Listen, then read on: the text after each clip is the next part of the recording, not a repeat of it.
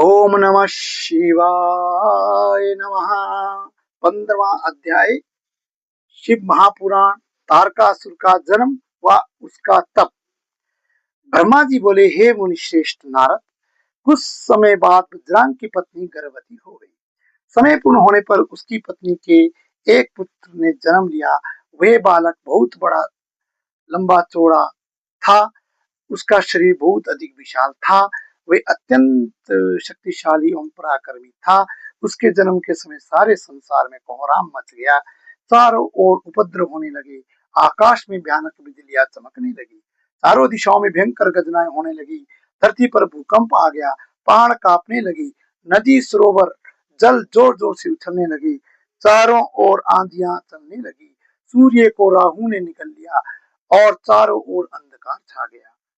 उसके जन्म के समय के ऐसे अशुभ लक्षणों को देखते हुए कश्यप मुनि ने उसका नाम तारक रखा।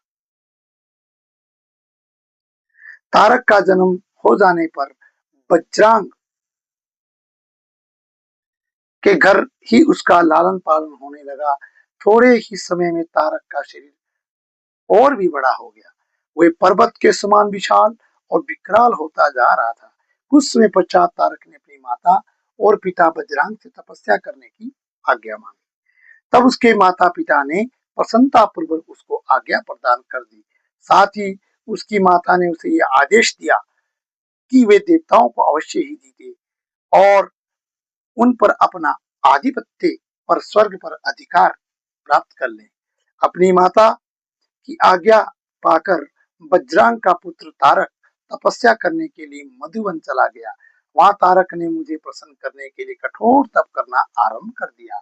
उसने अपने दोनों हाथों को सिर के ऊपर ऊंचा कर लिया और उस समय वे केवल जल और वायु से ही अपना जीवन यापन कर रहा था।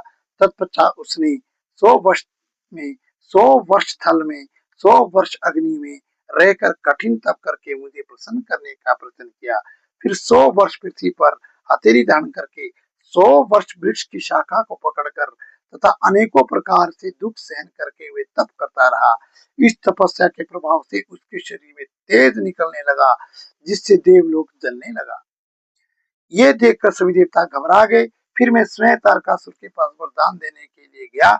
मैंने तारकासुर से कहा, तारक, मैं तुम्हारी इस दुस्सह तपस्या से बहुत प्रसन्न हूँ।